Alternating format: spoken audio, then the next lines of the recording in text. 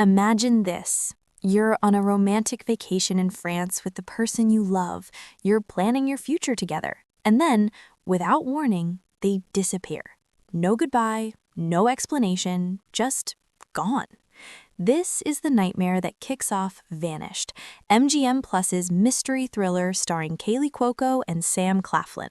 And episode 1 wastes absolutely no time throwing us straight into chaos.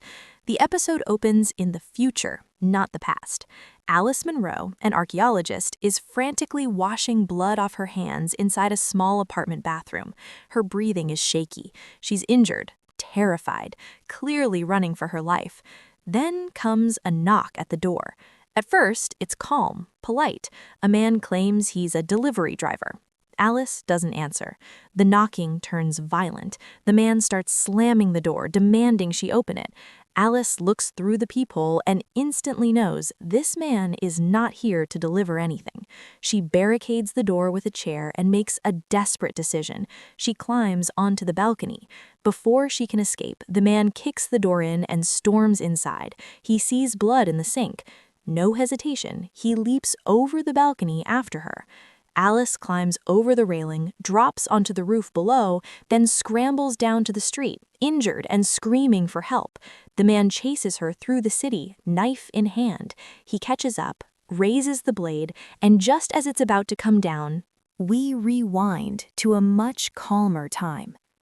Alice Monroe checks into the Hotel Regina. Waiting for her is Tom Parker, her boyfriend of 4 years. Their reunion is warm, intimate, comfortable. These are two people deeply in love, used to long separations. Alice is an archaeologist. She travels constantly for digs. Tom works for SOS Global, a humanitarian organization helping refugees in conflict zones. They talk about Tirana in spring. They joke. They kiss. Everything feels normal. Later, Tom notices a scrape on Alice's arm. She casually explains she slipped while exploring a Byzantine cave and even shows him photos. Tom accepts the explanation without question. Alice notices Tom's new tattoo, a Sinai rosefinch, a small bird. Tom tells her it reminds him of her. That moment matters more than we realize. Over breakfast and quiet conversations, Alice reveals something big. She's been offered a prestigious archaeology teaching position at Princeton University. This would mean stability, one place, a life she chooses for herself. She tells Tom she wants the job, and she wants him to move in with her. Tom hesitates, just slightly. Then he says yes. Alice is thrilled. She believes her life is finally aligning. But something about Tom's reaction feels off. The next morning, Alice wakes up to find Tom on the balcony, speaking quietly on the phone. When she asks, he says he was talking to Uncle Brian. He then drops another surprise. Brian has arranged for them to stay at a luxury hotel in Arles, thanks to a connection with a wildlife foundation. Alice is ecstatic. She has no idea this phone call is the first crack in everything she believes. Alice and Tom board a high-speed TGV train heading south. They're playful. Tom takes photos of Alice acting goofy. Across from them sits an elderly woman who watches Tom intensely, almost suspiciously. Tom receives a phone call. The woman sharply reminds him that phone calls are prohibited on this train. Tom apologizes and steps out of the cabin. That is the last time Alice sees him. The train briefly stops. Alice, distracted, snaps a photo of a nearby structure outside the window. She dozes off. When she wakes, Tom is still gone. At first, Alice assumes there's a simple explanation. Then, panic sets in. She searches the entire train. No Tom. She calls his phone. Voicemail. She shows his photo to passengers. No one recognizes him. The conductor informs her Tom got off the train at Avignon. No accident. No disturbance. Just gone. Then Alice's phone rings. It's Tom.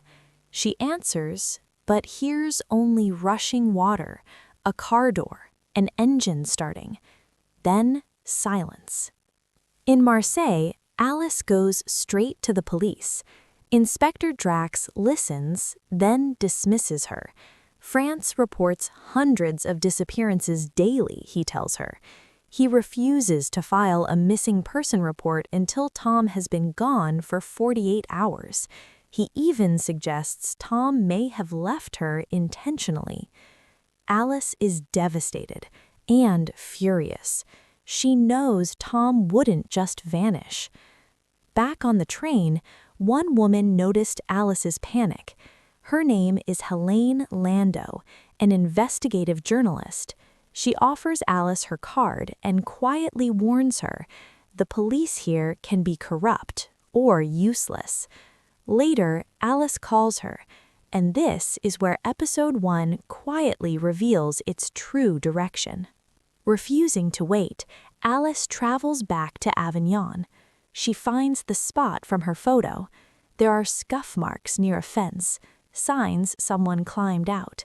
She finds an empty pack of Wrigley's Double Mint Gum, Tom's favorite. Nearby, there's a waterfall, matching the sound from Tom's phone call. Then she follows tire tracks to a nearby building. Inside, there's blood and a gutted animal hanging from hooks. Alice is horrified. Someone wanted this scene to be seen. Back at her hotel, Alice searches Tom's bag. His passport is missing, but she finds something else. Hotel invoices from Paris. A phone call made from Tom's room, listed as local, but Tom said he was calling Uncle Brian, who lives in London. Alice dials the number. The answer, SOS Global's Marseille office. Tom wasn't calling family, he was calling work, and he lied about it. As the episode ends, Alice scrolls through Tom's camera. She finds a photo of Tom standing beside a colleague from Jordan. Both men have the same tattoo, not a rose finch, an eagle, the symbol of something bigger, something secret, something dangerous. And in that moment, Alice realizes the truth she's been avoiding. She never truly knew the man she loved. Episode 1 of Vanished isn't just about a missing boyfriend, it's about identity, deception, and the terrifying realization that the person closest to you may be living an entirely different life. By the end of the episode, Alice has crossed a line she can never come back from. She's no longer just searching for Tom, she's stepping into a conspiracy involving human trafficking, corruption, and international crime. And as we already know from the opening scene, someone wants her dead for it.